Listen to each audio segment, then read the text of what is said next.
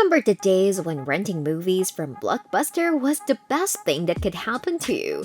Blockbuster was a company that played a significant role in the development of the North American film industry. Welcome back to our channel, Front Seat Finance. The video explains where did Blockbuster go wrong for a company with a market capitalization of more than $2.5 billion. Early years. When David Cook founded Blockbuster in 1985, he intended for it to be a public company the following year. Several investors were interested in Blockbuster during its early years, including Viacom, which purchased the company when it was first managed by an investment group of former Waste Management executives. In August 1999, Viacom sold an 18% stake in Blockbuster for $465 million in a public offering, implying that the company was worth more than $2.5 billion at the time of that transaction. Business model. Blockbuster has maintained a single main business model since its inception, renting videos at a fixed price per video in its brick-and-mortar stores. Blockbuster reached a peak of more than 9,000 stores in 2004 at one point in its history. According to the New York Times, as online streaming became more popular, Blockbuster's competitive advantage became one of the most significant factors in the company's demise. Competition. When Blockbuster went out of business, it was primarily due to competition from Netflix.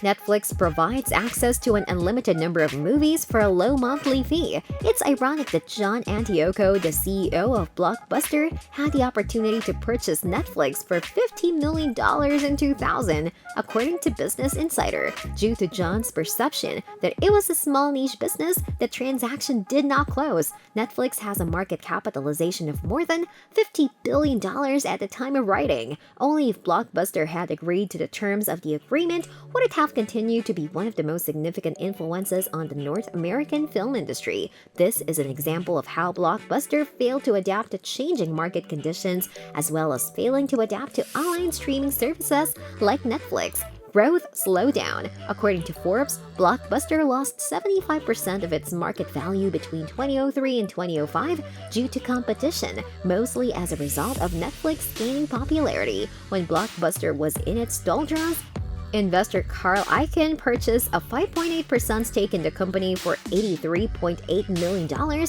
implying that the company was worth approximately $1.4 billion. Regardless of Carl's investment, Blockbuster's demise continued as the company was unable to compete with the online streaming segment of the film industry, which has since grown significantly. As a result of the decline in sales, Blockbuster found it increasingly difficult to meet its debt obligations. John, the same CEO who turned down the opportunity to purchase Netflix, resigned from his position in 2007. Jim Case, the former CEO of 7-Eleven, has taken over as the company's new chairman and CEO.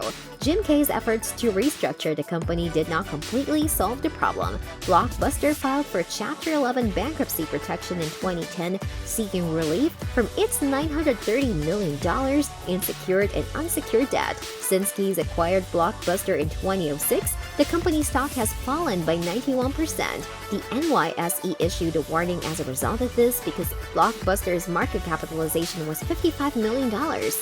Which was below the required market capitalization of $75 million. Icahn sold all of his 10.5 million Class A shares with a market value of $7.1 million in a single transaction. He claimed that Blockbuster was the worst investment he'd ever made in his lifetime.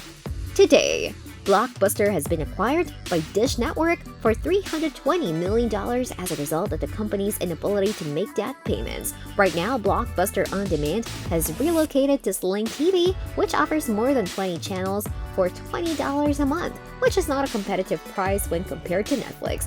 It only costs $11.99 per month for Netflix's most expensive plan, which includes access to more than 100 million hours of content. Conclusion. Physical stores, what used to be Blockbuster's competitive advantage, has now become its most significant weakness. Only if the CEO of Blockbuster had agreed to the acquisition by Netflix would Blockbuster have been able to maintain its position as a competitive player. The rejection of the agreement, on the other hand, demonstrated Blockbuster's resistance to change. As online streaming became more popular, Blockbuster maintained its focus on its brick-and-mortar stores, which were experiencing declining sales sales at the time. Because of Blockbuster's rise and fall, businesses should continue to invest in research and development as well as ensuring that their business models are sustainable.